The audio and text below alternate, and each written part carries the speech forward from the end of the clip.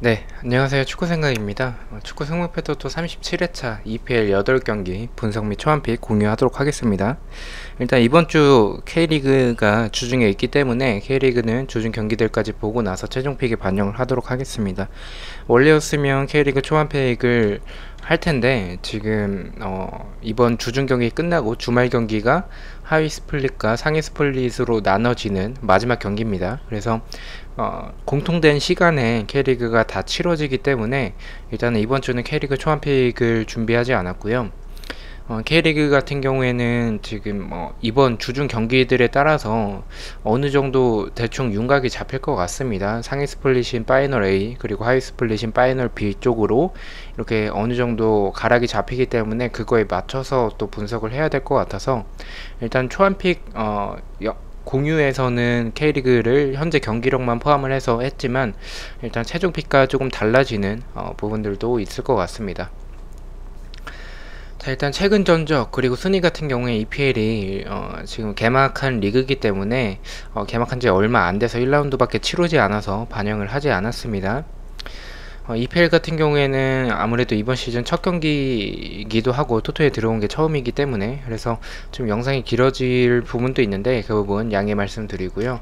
1번 경기부터 조금 간단하고 빠르게 살펴보도록 하겠습니다. 에버튼 대 WBA 웨스트 브로미치의 경기인데요. 일단 에버튼은 토트넘에게 1대0으로 승리를 했고요. 웨스트브롬은 레스터에게 3대0으로 패배를 했습니다. 에버튼과 웨스트브롬 둘 다 주중에 리그컵에 있습니다. 에버튼은 델프와 홀게이트가 부상이고요. 에버튼 같은 경우에는 알랑 그리고 하메스 두쿠레 선수가 영입이 됐고 선발로 나왔습니다.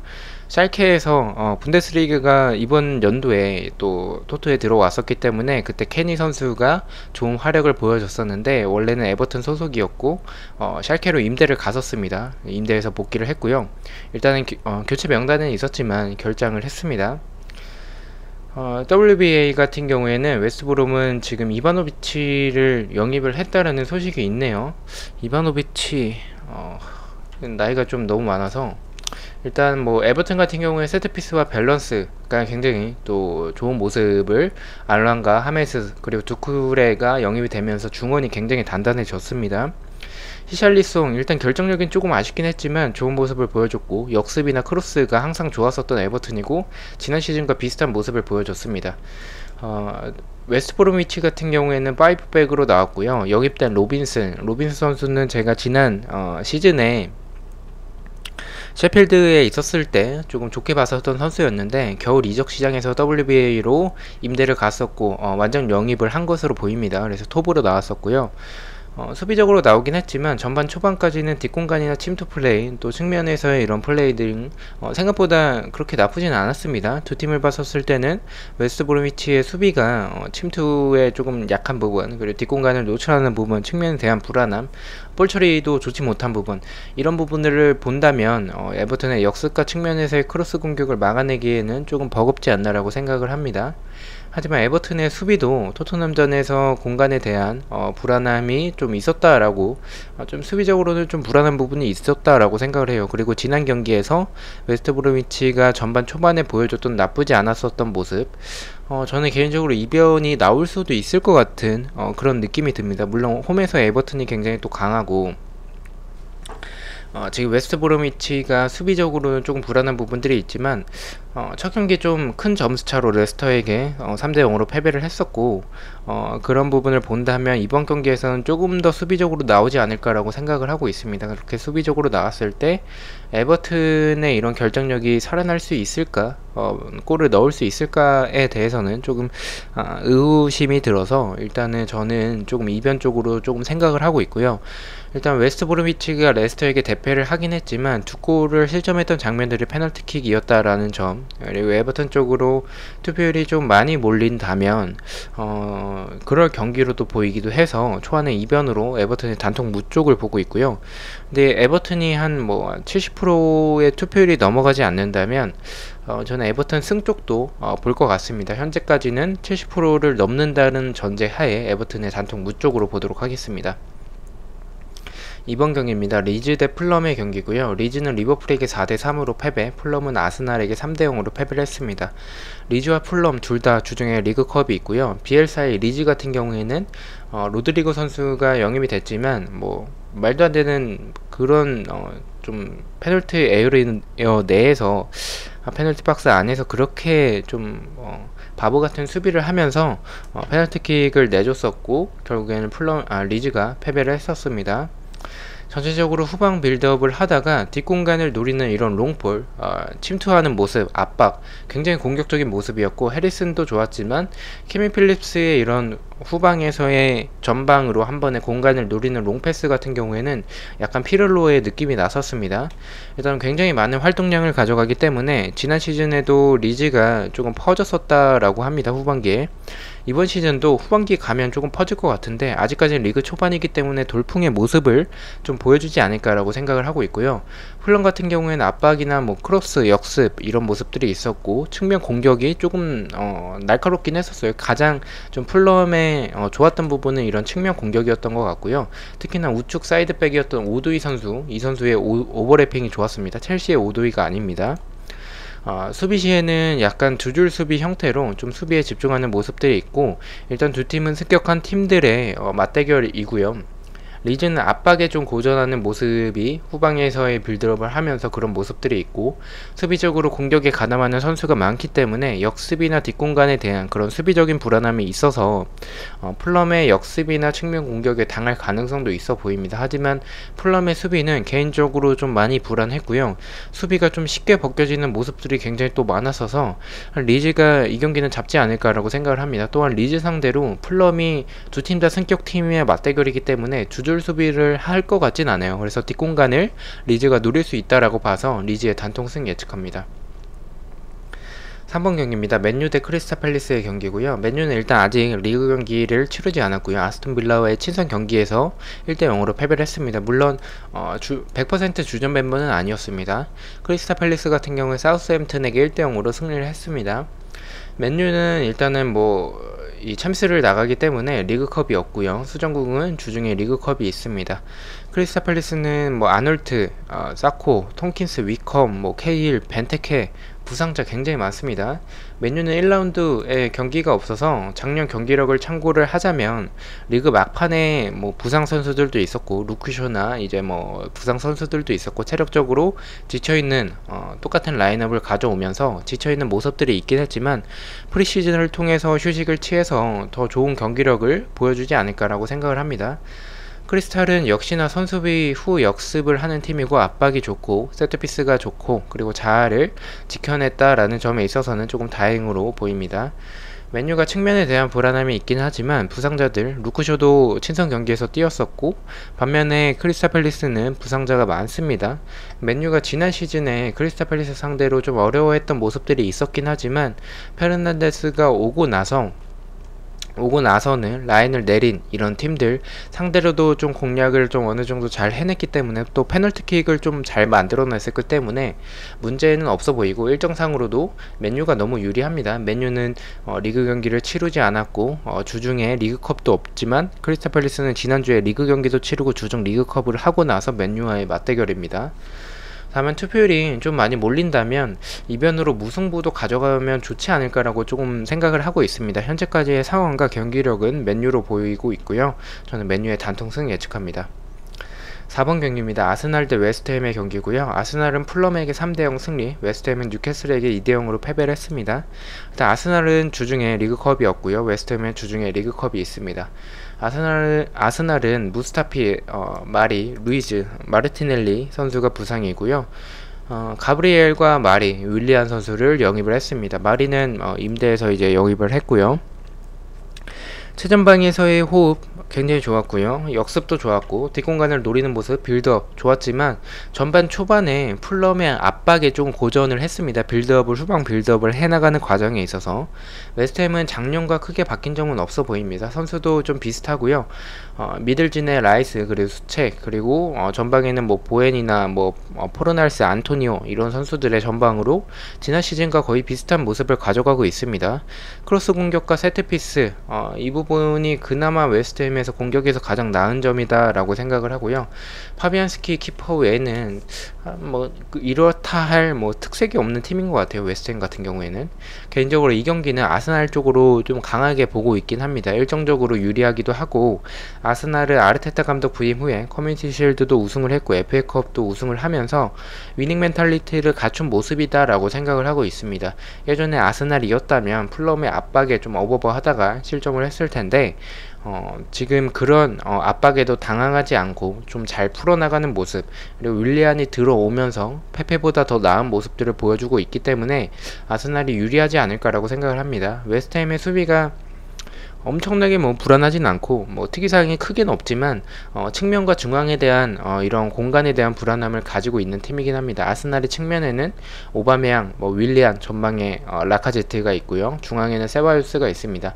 상대 전적에서도 아스날이 압도적이고 경기력도 아스날이 더 좋다라고 생각을 하고, 일정 모두 아스날이 우세하기 때문에 이 경기 아스날이 이기면서 연승을 이어나갈 것으로 생각을 합니다. 아스날의 단통승 예측합니다. 11번째 경기입니다. 사우스햄튼 대 토트넘의 경기고요. 소트는 소트는 크리스탈 팰리스에게 1대0으로 패배, 토트넘도 에버튼에게 1대0으로 패배를 했습니다. 소트는 주중에 리그컵이 있고요.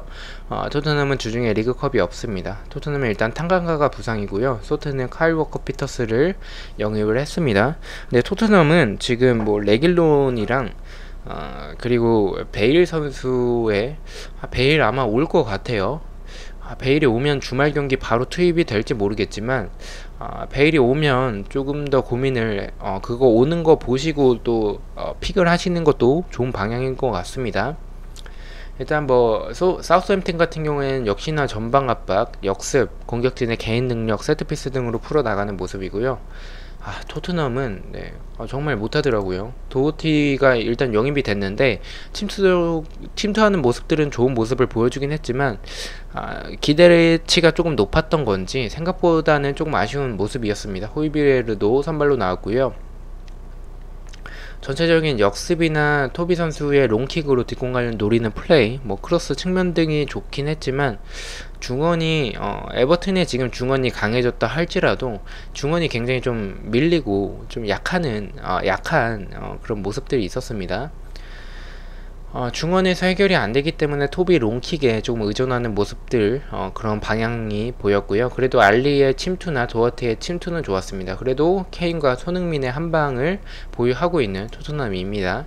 개인적으로 두 팀의 경기력만 봤을 때에는 좀 이변 경기로 봐도 되지 않을까라고 생각을 하고 있습니다. 공격진의 능력은 토트넘이 훨씬 좋지만 중원에 대한 불안함이 있고, 수비적으로 패스미스와 측면, 그리고 수비 숫자가 부족한 모습들이 있는데, 작년 엄청난 모습을 보여줬던 소튼의 잉스, 그리고 이런 사우스햄튼의 전방 압박, 이런 부분들을 잘 막아낼 수 있을까라는 생각이 듭니다.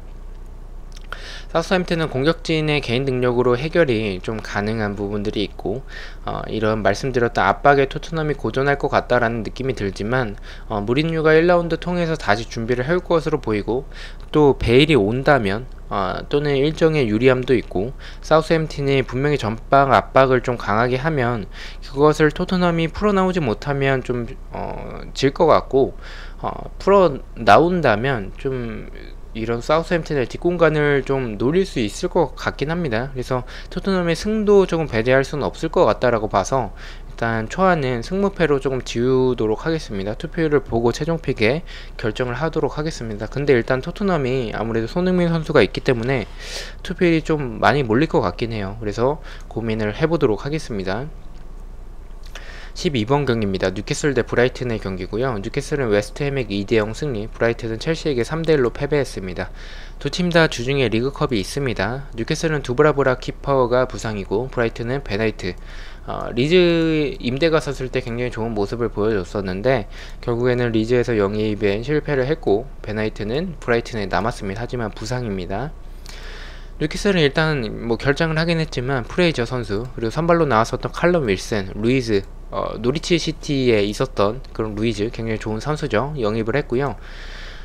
캐롤, 기존에 있었던 캐롤이나 막시맹, 벌리에서 영입한 핸드릭, 교체로 나온 알미론 등 지난 시즌보다 스쿼드가 더 두꺼워지고 업그레이드가 됐습니다. 그러면서 칼럼 윌슨도 들어왔고, 또 이런 사이드에서 뭐 막시맨과 알미론 한 명이라도 부상이면 경기력 차이가 많이 컸었는데 지금은 굉장히 좀 업그레이드가 됐고 좀 두꺼워졌죠.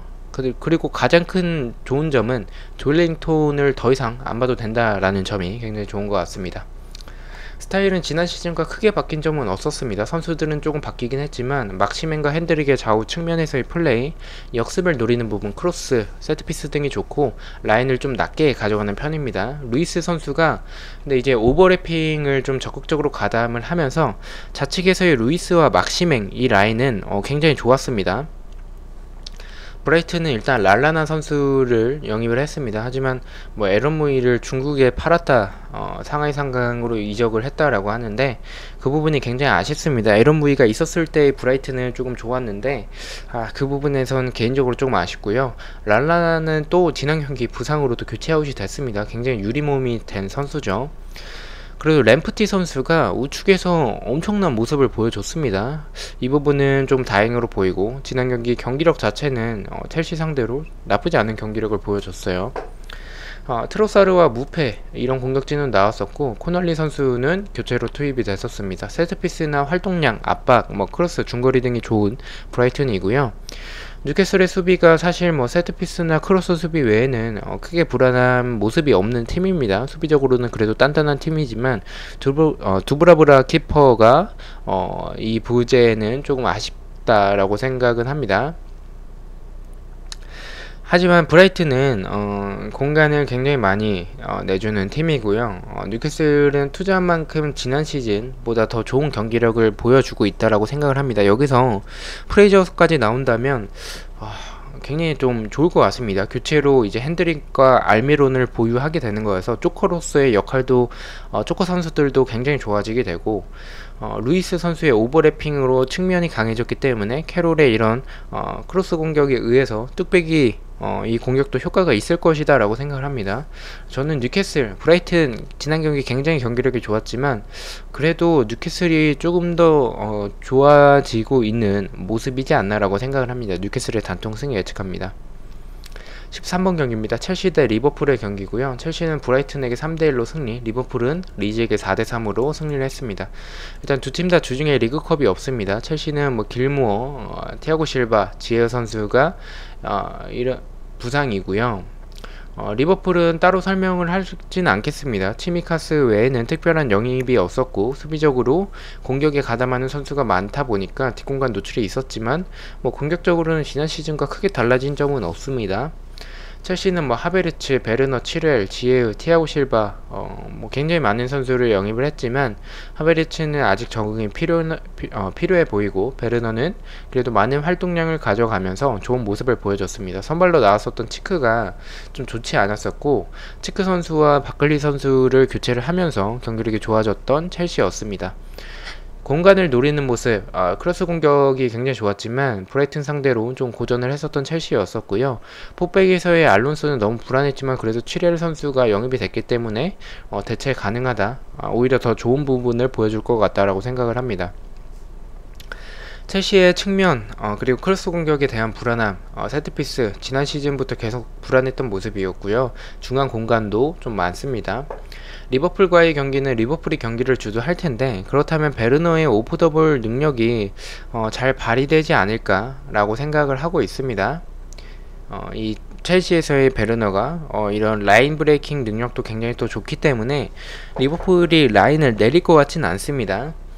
피르미누의 폼도 그렇게 좋아 보이진 않았었고 살라 선수의 활약과 페널티킥이 아니었다면 리즈에게 잡힐 뻔했던 리버풀이어서 무승부도 가져가는 게 좋지 않을까라고 생각을 합니다. 첼시의 수비와 경기력, 이적생들의 부상이나 베르너 외에는 이적생들이 좋은 모습이 아니었었고 첼시의 수비와 공격이 리버풀을 막아내고 뚫어낼 수 있을까라는 생각에는 조금은 아니다라고 생각을 하고 있습니다. 첼시의 무패 투픽 추천을 드리고요. 이 경기 일단은 리버풀로 몰리면 동일하게 무패로 가고 몰리지 않는다면 저는 리버풀의 단통을 가도 되지 않을까라고 생각을 하고 있습니다. 애매한 거는 일단 리버풀이 지난 시즌 후반기부터 경기력이 시즌 초반에 막강했던 그런 모습이 아니고 반다이크도 조금 흔들리는 모습, 그리고 7L이 나온다면 첼시가 지난 경기처럼 불안하지는 않을 것 같다라고 생각을 해서 그 부분이 조금 애매하고 이변도 조금 생각을 하고 있는 경기긴 합니다. 일단 초안은 무패를 보고 있고요. 최종픽까지 조금 고민을 해보도록 하겠습니다. 마지막 경기입니다. 레스터 대 벌리의 경기입니다. 레스터는 웨스트브로미치에게 3대0 승리, 벌리는 아직 리그 경기를 치르지 않았습니다. 레스터는 주중에 리그컵이 없고요. 벌리는 주중에 리그컵이 있습니다. 레스터는 히카르도 페레이라와 에반스 선수가 부상이고요. 벌리는 제코크와 반스가 부상입니다. 레스터는 7L의 대체자로 일단은 카스타뉴 선수를 아탈란타에서 데려왔고요. 바디가 2골을 넣었고 메디슨 선수가 교체로 나왔습니다. 페레이라 선수가 부상은 굉장히 크긴 하지만 그래도 카스타뉴 선수가 어느정도 대체가 가능하긴 한데 에반스 선수의 부상으로 인해서 센터백에서의 그런 공백이 있습니다. 모건 선수도 부상이기 때문에 그래서 은디디 선수가 센터백으로 나왔었습니다. 레스터는 항상 똑같죠. 뒷공간을 노리는 모습, 역습, 사이드백들이 높은 위치까지 올라오면서 오버래핑이 굉장히 좋았고요. 벌리 같은 경우에 1라운드를 치르지는 않았지만 전체적으로 지난 시즌과 비슷한 그런 경기를 펼칠 것 같아요. 크로스나 세트피스의 벌리도 나올 것 같습니다. 하지만 반스가 부상이기 때문에 로드리게스와 우두 또는 로드리게스와 비드라의 투톱이 예상이 되고요. 이렇게 나온다면 역습에서도 준수한 모습을 보여주지 않을까라고 생각을 합니다. 일단 레스터가 지난 경기 수비적으로 불안한 모습들이 있었고 페널티킥으로 2골을 넣었다라는 점과 페레이라의 공백은 여전히 조금 있어 보이긴 합니다. 에반스의 부상도 수비적으로 좀 불안한 모습들이 있기 때문에 은디디가 좋은 선수지만 전문 센터백이 아니기 때문에 이변도 조금 보이는 경기입니다. 하지만 벌리는 역습과 뒷공간에 대한 불안함이 있는 팀이기 때문에 페널티킥이었긴 해도 2골을 넣었던 바디를 활용을 해서 역습 한 방을 노릴 수 있지 않을까라고 생각을 합니다. 메디슨도 복귀를 했고 체력적으로 좀 유리한 부분, 시즌 초반이기 때문에 체력에 대한 부담이 크게 없는 레스터여서 저는 레스터 쪽으로 단통 승 쪽으로 보고 있습니다. 일단 이 경기는 조금 더 고민을 해봐야 될 경기고요. 벌리가 수비적으로 나온다면 메디슨이 있는 부분 다행이지만 그래도 이렇게 라인을 내린 팀들 상대로 페레이라의 역할이 굉장히 크다라고 생각을 합니다. 고전할 가능성도 있기 때문에 최종픽을 고민을 하는데 일단은 카스타뉴가 어느 정도 그래도 공백 대체를 좀 해줄 것 같아서 일단은 레스터 승 쪽으로 보도록 하겠습니다. 일단 14경기 이렇게 분석을 마쳤고요. K리그는 따로 언급을 드리진 않겠지만 현재까지의 경기력은 이렇게 보고 있다라고 생각을 해주시면 될 것 같습니다. 주중 경기들까지 살펴보고 나서 최종픽에 반영을 하도록 하겠습니다. 1번 경기는 에버튼의 무승부, 2번은 리즈의 승, 3번 맨유 승, 4번 아스날 승, 5번 전북의 승무, 6번 FA서울의 패배, 7번 포항의 승, 8번 강원 승, 9번 성남의 무승부, 10번 인천의 패배, 11번은 승무패로 사우스햄튼의 승무패로 지우도록 하고요. 12번은 뉴캐슬의 승리, 13번은 첼시의 무패, 14번은 레스터의 단통 승으로 이렇게 보도록 하겠습니다. 금요일 오전에 최종픽으로 뵙도록 하겠습니다. 시청해주셔서 너무나도 감사드리고 구독과 좋아요 너무나도 감사합니다. 감사합니다.